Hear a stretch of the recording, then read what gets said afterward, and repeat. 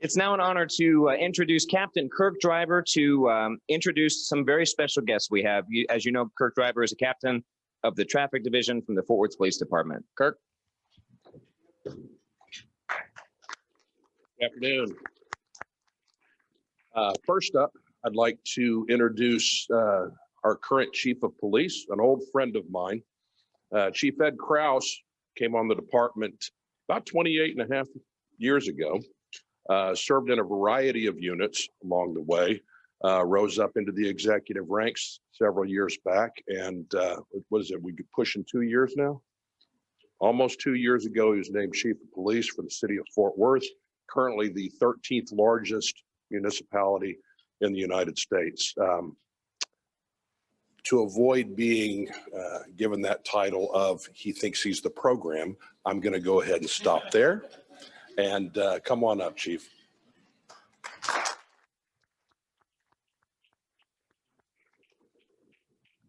Well, thank you. Like Kurt said, I started about 28 years ago, a little more than that. I actually was an honor grad for the Rotarians back when I graduated, and I understand y'all have some things for the honor grads this year. What I got was I was allowed to clear the tables afterwards. So thank you for that. No, it's been a very interesting year in policing, just like it has in every other profession, every other type of organization this year. We all learned how to do things differently. The pandemic has thrown a curveball, increased violent crime across the country. I'm sure you've probably heard about some of that stuff. And then on top of the pandemic, to have to deal with the social unrest that happened after George Floyd's killing has really presented some challenges for us. But what I love about Fort Worth and have seen throughout my career is we're different than a lot of the major municipalities. Kirk says we're the 13th largest city, on our way to being number 12 shortly. But we don't have some of the same issues they're having other municipalities, other large cities. For instance, you know, with all the defunding the police rhetoric out there. So the Crime Control and Prevention District was something that was up for vote this year. Every 5 years since '95, it's been voted on by the taxpayer or the citizens of Fort Worth, and it is a half-cent sales tax the citizens vote upon themselves to go toward criminal justice and law enforcement in the city. This year, we were going to ask the citizens to vote that in for a 10-year period. And, you know, it's been 5 years every other time. But by extending that to a 10-year tax, that gives us the opportunity to do more long-term projects and some capital projects such as buildings and stuff like that to replace some of our aging infrastructure in the police department. We decided to do that because the election had passed every 5 years since '95 with upwards of 78% of the vote each year, sometimes as high as upper 80s. So we knew there was a lot of support for this initiative. And so we're going to ask the voters to extend that to 10 years. And that was supposed to be on the May ballot. But when the pandemic hit, we were concerned that citizens wouldn't be able to go out to the poll and make their voices heard. So we asked the governor for permission to extend that and have that vote in July instead, and that was granted. Little did we know that we were going to have the social unrest after George Floyd was killed. And then the concern was, is this backlash and all this talk about defunding going to cause us to lose that half-cent sales tax?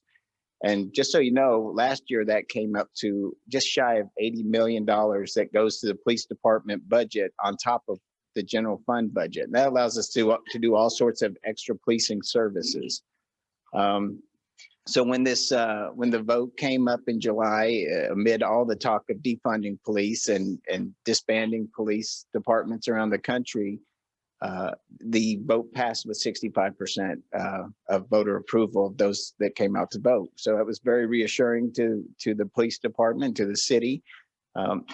What we found is a lot of the things that people were upset about, that people wanted police to do differently, was stuff that we already do in the Crime Control and Prevention District. If that money had gone away, we would have gone back to getting rid of a lot of the specialized units, a lot of the extra services, and concentrated only on basic police services. It would have been, how many officers can I keep? Can I get them in patrol cars? And can I give them the protective equipment they need? And we'd be out there answering calls and being a very reactive police department. We wouldn't be able to do a lot of the initiatives that we are doing, which happened to be a lot of the initiatives that the people were calling for when they were asking to defund the police. And a lot of that talk was they want to take the money away from the police and put it in other services. But the Crime Control and Prevention District tax, if it hadn't failed, that money wouldn't be available for other services. They would just go away.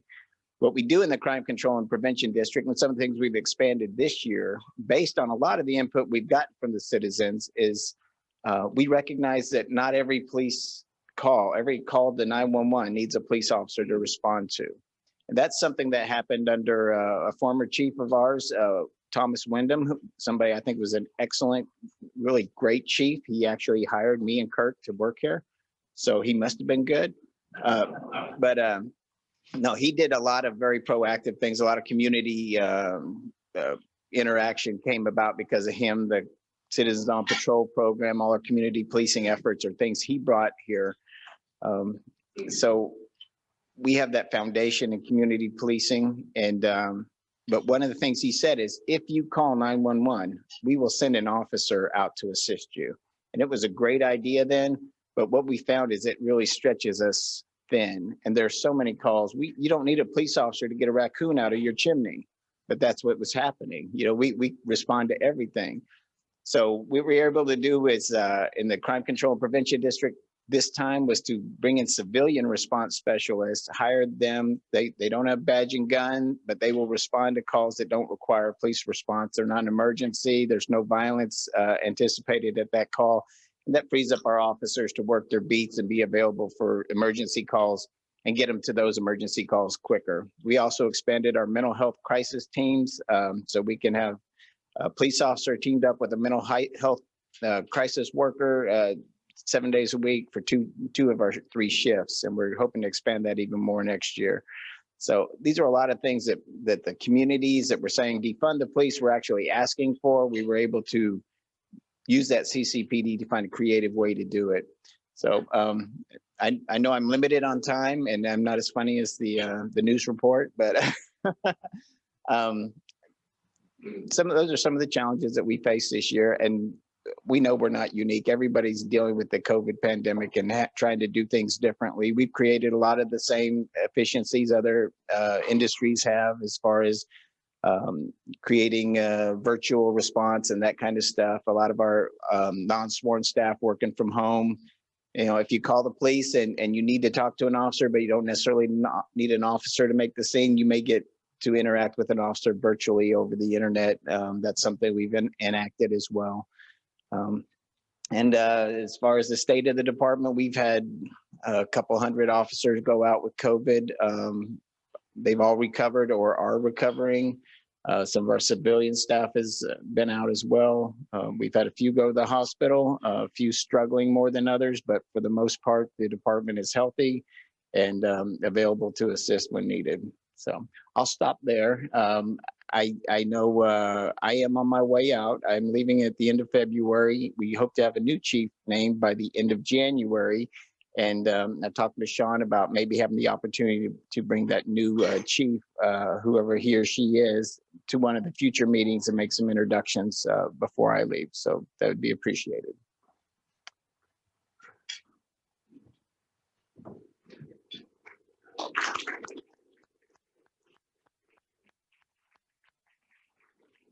Now for the fun part. It's always, no, it's great. Thank you very much, Chief.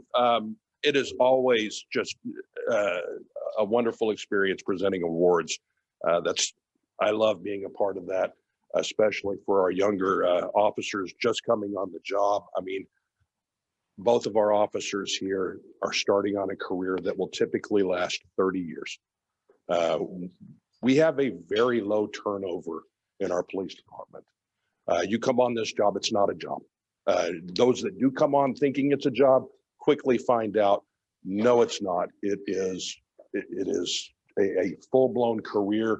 And then it goes beyond that. It gets into your blood. That public service ethos, if you will. You learn early on what that is all about, and it is an honor to do that. So the Fort Worth Police Department has a long history of honoring the top recruit from each recruiting class to go through the Police and Fire Training Academy. Our Rotary Club has supported the police department in this tradition for years. A large plaque naming each top recruit is on display at the Police and Fire Academy. Our club's Community Safety and Law Enforcement Committee attends each graduation service. For many years, we presented the top recruit with an individual plaque and a small check to show our appreciation. When Chief of Police Tom Wyndham passed away several years ago, he was a Rotarian, by the way, in this club. We renamed the award from our club as the Thomas R. Wyndham Award. Congratulations to this year's top recruits and to all past winners. I'd like to bring Officer Shernay Bentley and Officer Andres Torres to the stage, please, for recognition.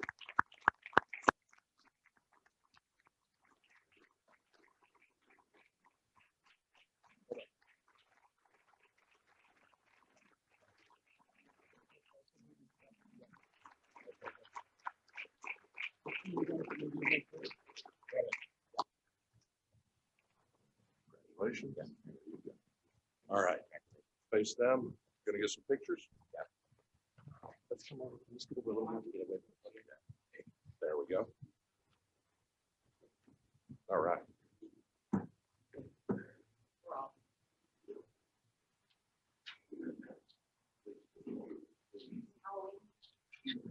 Everybody good? All right. Thank you very much. Thank you.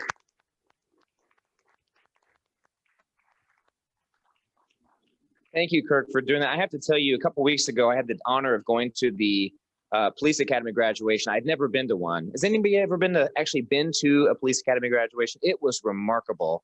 Well, Chief, you don't count. It was remarkable. They had the bagpipes coming down, the family. I mean, if you've ever wanted to feel proud, I've never felt prouder of the city that I've lived in by being at that event, seeing the top grads for both of our top grad classes. They do graduate 2 classes a year. If you ever have the opportunity to go to a Police Academy graduation, it was really remarkable. And Chief Krause, just we're going to miss you. Thank you so much for your leadership. And to our 2 officers, our top recruits, top grads, thank you so much and congratulations on behalf of the club.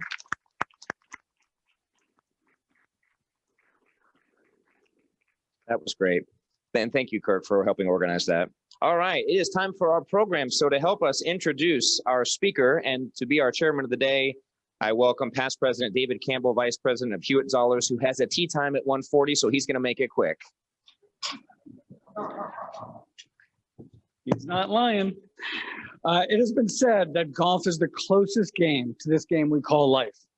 You get bad breaks from good shots. You get good breaks from bad shots, but you have to play the ball where it lies. Our guest here today knows this quite possibly better than most of us. Angela played on the LPGA Tour for 20 years so far, winning 6 times and achieving 94 top 10 finishes across her career. Angela has also a major title under her belt with a 1-stroke victory of the 2018 Evian Championship. I'm proud to introduce Angela Stanford, who is not only an amazingly gifted golfer, but also a Fort Worth native, who is using her talents to give back through the Angela Stanford Foundation, a foundation that has given more than $350,000 in scholarship to date to more than 55 recipients. Growing up in Fort Worth, she won the Fort Worth City Championship 4 straight years from 93 to 96.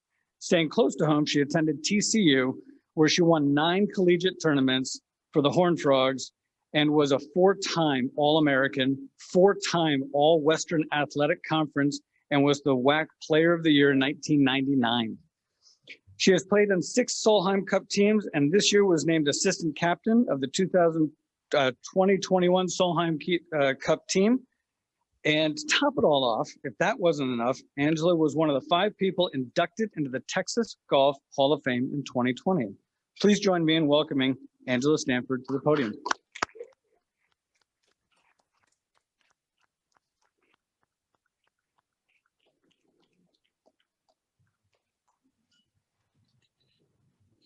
Wow. Well, first off, thank you for having me today. You know, I have to say sometimes I had my speech ready, but I'm going to go off the rails a little bit here, which would make my speech professors at TCU really happy. So, you know, I always get a little intimidated when I'm in rooms like this. I always tell people that my job's not really real. Like, it's not a real job. I play golf for a living. But what I found out is it has kind of the same qualities. And I'll kind of get to that later. But I've been thinking about this speech for a long time. And, you know, I'd had something prepared, and even last night kind of going through it, and this morning going through it, it just wasn't sitting well. Like, it just wasn't clicking. And, you know, if people that know me well, Brian's one of my best friends, and his family is like my second family. So if it's not coming from the heart, I'm probably not going to say it. So as I was kind of going through the speech, I'm like, you know, you heard all those things that I've been fortunate enough to accomplish, but it would be kind of boring for me to stand up here and talk about that. So I'm going to give you an opportunity to ask questions if you want to later. But the thing that kind of kept coming back to me was the people that have influenced my life. And, you know, in this COVID time, I will tell you, as Brian knows, I am not a social butterfly. I'm not in the social scene in Fort Worth. I'm very low key. And, you know, and I can be a loner sometimes, but I will tell you, I can guarantee you that if I've had a hard time in this COVID time, then everybody has. Even being able to kind of do my own thing and run my own business per se, it's still tough. People mean a lot. So I'm just going to kind of talk about a few people that have influenced my life and how important it is to encourage people, especially in this time. So, you know, I think it would be hard not to start with my parents. I've been very blessed to have two amazing parents. They worked their whole life. My mom was a city manager at Saginaw for almost 20 years. And if I get to brag for a second, I think she turned that city around. So it made it what it is today. And I always thought I was like my dad. You know, my dad works really hard. And I was very fortunate at an early age. They taught me that nothing's ever going to be given to you. You need to work and you need to figure it out on your own. But I'm learning the older I get, the more I'm like my mom. She is the strongest person I know, which I knew I shouldn't have talked about her. She is battling cancer for the third time. And she has a great attitude. I knew I shouldn't have done this. So about my dad, not that he doesn't make me cry, but you know, people always ask, you know, how do I get my kid involved in golf? How do you raise a professional golfer? Well, first off, you don't raise a professional golfer. I played golf because I wanted to be with my dad, you know, and that was all I knew. I started playing golf when I was 10. And my dad was very smart about this. He played almost every day until my brother and I were born. Once we were born, my mom said, no more. And he figured out if she goes with me, she can't say no. So Dad was very, very wise. And then also learned that there were women's scholarships being left on the table.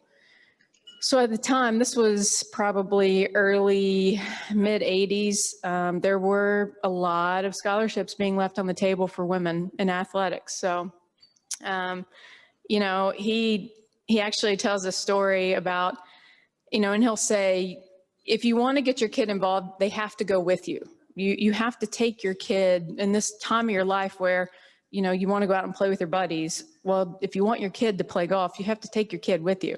He'll tell you that story, and then the very next story will be, you know, this one time I was walking out of the house, and he was leaving me behind this time apparently, and I caught him. So he's walking out of the house with his golf clubs, and apparently I come around the corner. I'm like, Dad, where are you going? Oh, I'm just going to go throw these in the car. I'll be right back. So he got busted at an early age. Well, I mean, when I was early. So I was very fortunate to have parents that were involved in my life, taught me how to work hard. But the thing about my father is he knew when to get out of the way. He's not my mental coach. He's not my instructor. He's not my trainer. He's not my sports psychologist, even though he tries to be. So he knew when to get out of the way and introduced me to Amy Fox. I don't know if you guys know Amy Fox. She's a teacher out at Tierra Verde. She changed my world. So I met her when I was 15, and I remember this because I couldn't drive, because if I could have driven, I wouldn't have gone, because I'd had so many instructors. My dad's just trying to do the right thing and find the right person. Well, I'd had enough. I'm not going. He said, get in the car. We're going out to Leonard's. You're going to take a lesson from Amy Fox. And at the time, I'm like, here we go again. I get in the car. We drive out there. I meet Amy. She said, look, my name's Amy Fox. I'm the assistant women's coach of golf at SMU. And your dad paid for this lesson, so I don't care if you want to be here or not. And we made fast friends. Amy changed my life. I have always said, you know, I wouldn't be where I am today without Amy Fox. And, you know, and I could go on and on about the things that she's done for me and what she's meant to me. But ultimately, the theme here is she cared. She cared enough to make a difference. And she always just, are you okay? Are you okay? What's going on here? You know, why are you struggling here? Tell me. So Amy made a big, huge impact in my life. And that leads me to TCU and Coach Angie. I don't know if any of y'all know Coach Angie at TCU. She's been there for over 20 years now. So when I got there, it was her second year. So she's rebuilding a program. TCU had won the national championship in the early 80s, but you know, the women's golf program hadn't been that great till Coach shows up. You know, I wasn't highly recruited. SMU, TCU, and Texas A&M offered me 90%. That's right, I still remember that. They were 10% off. So this small chip that's on my shoulder just hasn't gone away. So I go to TCU, and I always wanted to go to TCU. And you know, and here again, my parents were so awesome in this process. They let me find my way. And about the time I told my mom first, I'm like, okay, I think I want to go to TCU. And she hadn't said a word. I mean, she had kind of, you know, she would tell me what she thought when I asked her. And that was awesome. And I finally said, Mom, I'm going to go to TCU. And she's like, oh, thank God, I love purple. So she was thrilled about that. But, you know, Coach taught me some lifelong things. She taught me how to set goals. And she taught me how to evaluate myself. When you play an individual sport, you better figure out how to evaluate your weaknesses fast, or you're going to get left behind.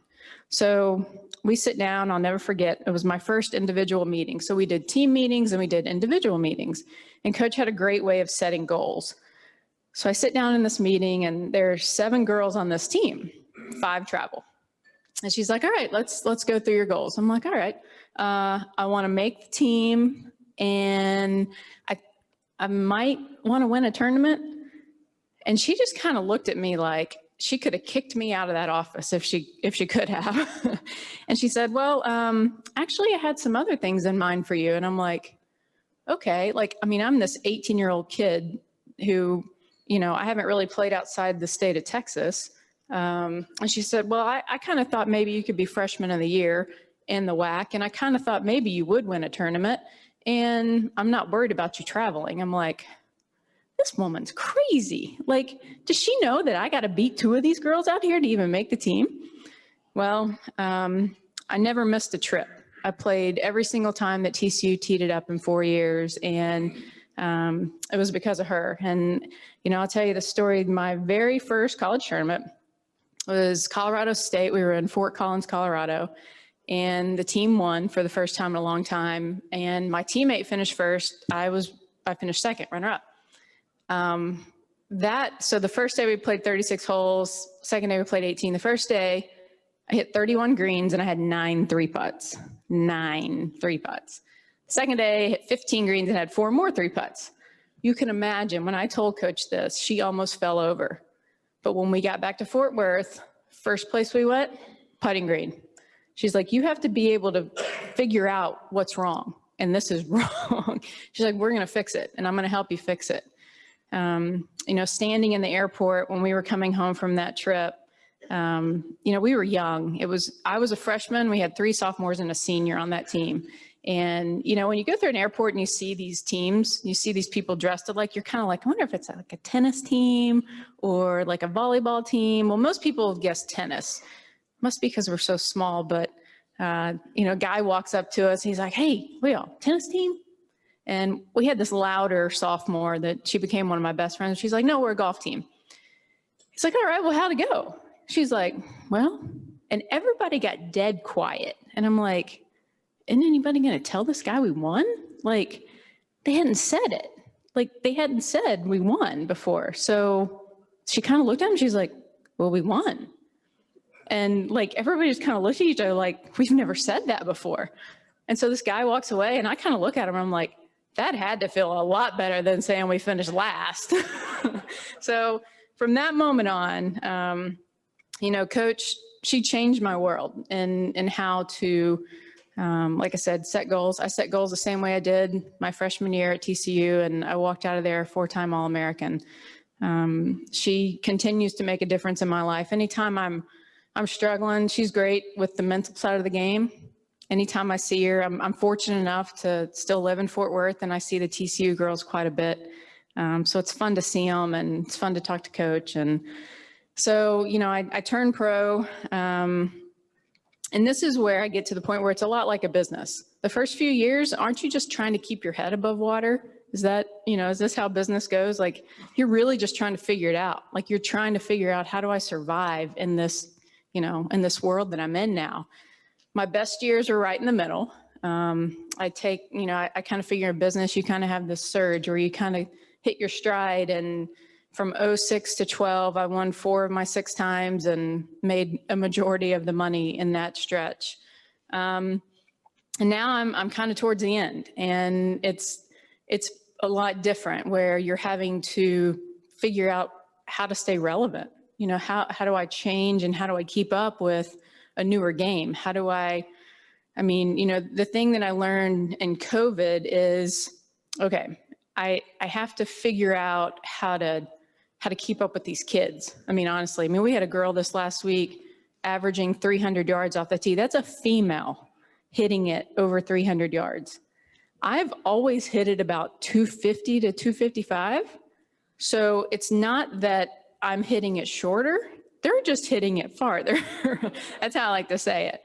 But I have literally gone from above average to about average to where I'm slowly getting on the other side of average. So things like TrackMan. I don't know if I've ever heard of TrackMan, but it tells you everything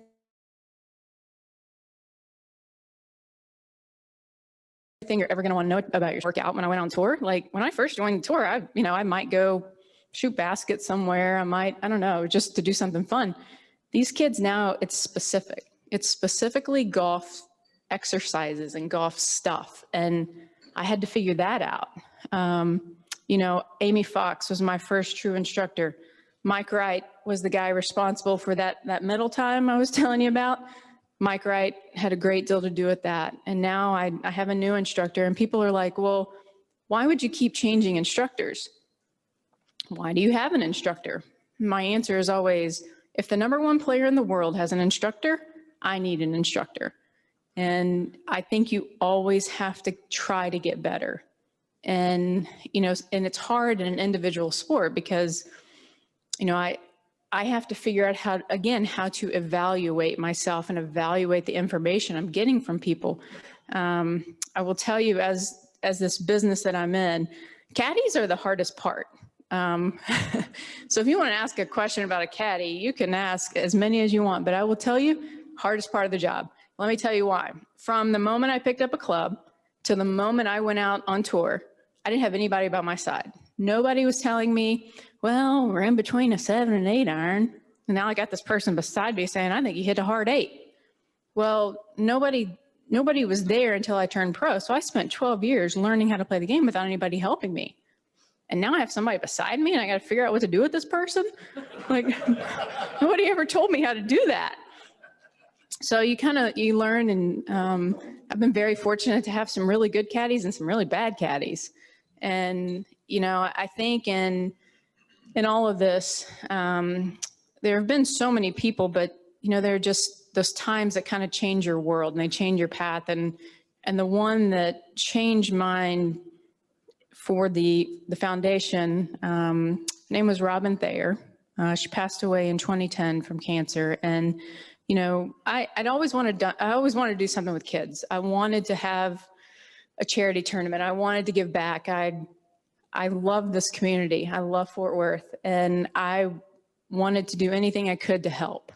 I didn't know what it was going to be. I knew it was going to be kid related.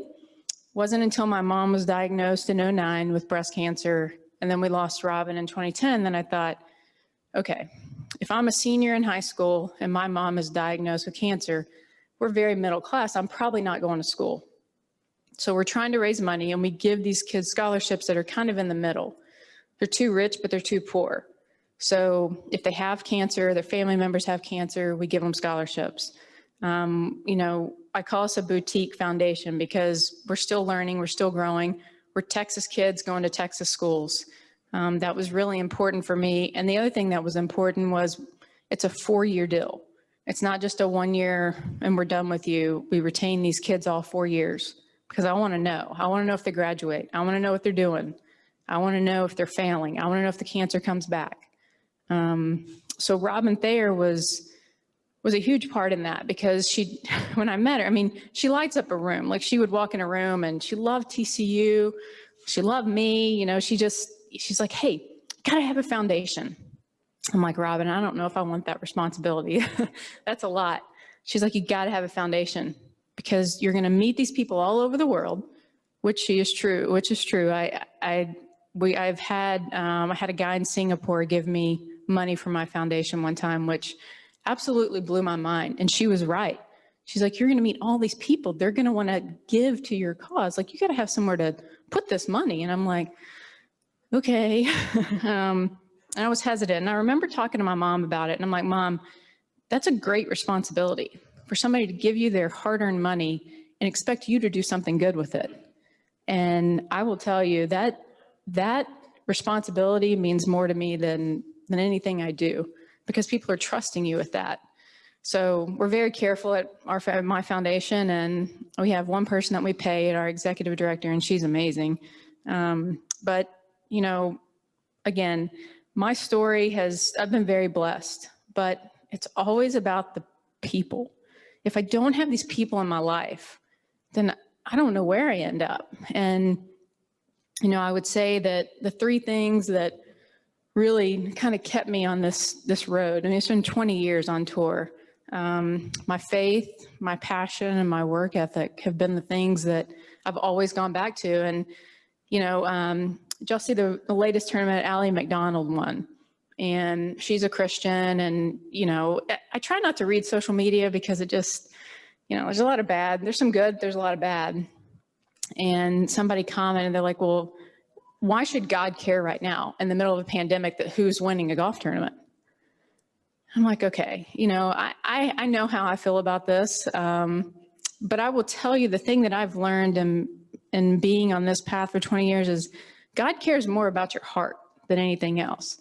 I believe he does care about the outcome of golf tournament. That's my personal belief, but I think he cares about your heart. He cares about what do you do in the good times? What do you do in the bad times? What do you do in the high times and the low times? And that's where I think when I talk about my faith, I'm talking about those times. He's the constant. You play golf. Y'all play golf. It's like this. You go out one day and you're shooting 65, and then you show up the next day and it's 85. And you're like, what? It's just been 24 hours.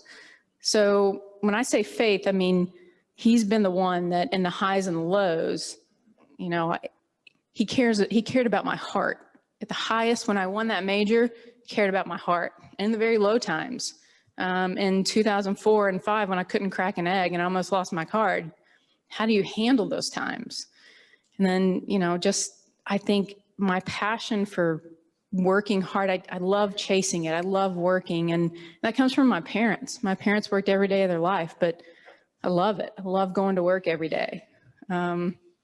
So if I could leave you with anything today, it would be people do matter. you know, if there's somebody out there that you can encourage or somebody that you could mentor, or it can make a world of difference. I've always said you have to surround yourself with positive people. So I would encourage you to be those positive people. And I know you are. I mean, you wouldn't be sitting in this room if you didn't care about others, but it does matter, especially in this time in COVID. It does matter. So saying that, if y'all have any questions, you can. One question? Did I talk that long? Wow. I'm sorry. I did not mean to do that. Okay, so somebody has to ask like a really good question. Okay. What is the difference between a good caddy and a bad caddy? Ooh, that's a great question. What's the difference in a good caddy and a bad caddy? Well, you have to think of it. I'm going to let you kind of, you know, answer this with me. It's like a relationship. Okay, so you have to know when to say something, when to not say something. Seriously, I think you need a caddy in different times of your career for different things. Early on, I needed somebody to help me with the golf course and management. I think younger players need that. They need somebody that can get them around a golf course. I don't need that anymore. I've seen these courses, even when we see new courses, I don't need that. I need somebody to keep me emotionally in check. And then there are 2 or 3 times in a round where you need some help. And that's where a good caddy comes into play. He knows exactly where I need to miss it in case I miss it, and he knows exactly where we need to hit it. So I think just their knowledge of the golf course and knowing that when a player is in between, you know, do I hit the 7 or do I hit the 8? He can say, look, let's hit a hard 8. There's no trouble up front. If you hit it great, you're on the green. If not, we're a little short. Great place to chip from. So knowing what to say and when to say it. So, well, thank y'all so much. I appreciate it.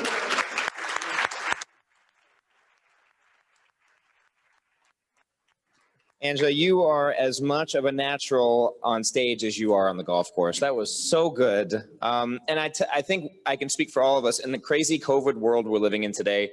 Don't we need a ray of sunshine every once in a while? What a ray of sunshine Angela is. You know, and I remember, so Angela and I went to school at the same time, and I remember at TCU, I mean, she was everywhere in all the newspapers, everywhere, and she was just this humble, poised, professional young woman, so modest. What you do with your foundation, I mean, you are the pride of TCU and the pride of Fort Worth. And thank you for being vulnerable and sharing the stories about your family. And our heartfelt prayers go to your mother in this time. And it is a tradition of the Rotary Club of Fort Worth to thank you by donating a book in your honor to the Fort Worth Public Library. There's a book plate that goes in there. There's a copy in here for you. And I know Angela has another engagement, so she has to leave. But thank you so much for being here. And you are always welcome at Rotary. Thank you.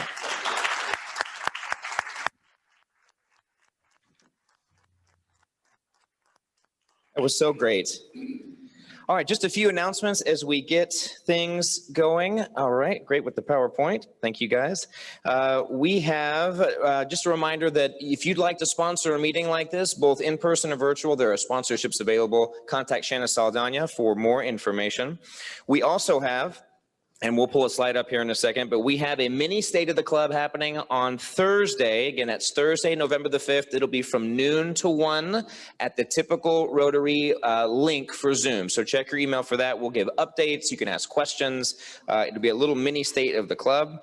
Also, we did pedal for polio, and we have some pictures. Let's go to the pictures.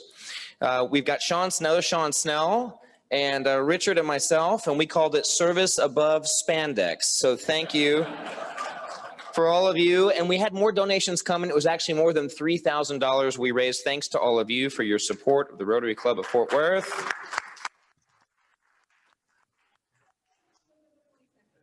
And you can still donate through November the 22nd per Sean Snell. We'll send you the link again in the email that I send over the weekend if you'd like to donate again. Next week, get ready. We have Veterans Day celebration, and we will welcome Colonel Charles von Bergen, the CO, the commanding officer of the 14th Marine Regiment. So if you're interested in coming in person, please let us know. Contact Aurora. You can see her contact information on the next slide if you'd like to RSVP for the meeting so we get your food count and your chair count. And as we pull over, Tom, we can pull over the people on Zoom so we can see you. I'll make one final announcement of the Minority Business Award. Chris Jordan's back there. Chris, wave your hand if you'd like to be an advocate or a sponsor for the Minority Business Award. That's an initiative that came out of a courageous conversation that we had, and Chris has really taken the lead with our great committee. So if you're interested, and I'm tap dancing as we will pull over. So everybody on Zoom, thank you. We miss you. We love you. We can see you. Everybody wave to the Zoom folks. Great to see you guys. Please stay safe. Thank you for coming to the Rotary Club, and we will see you next Friday. Happy Halloween.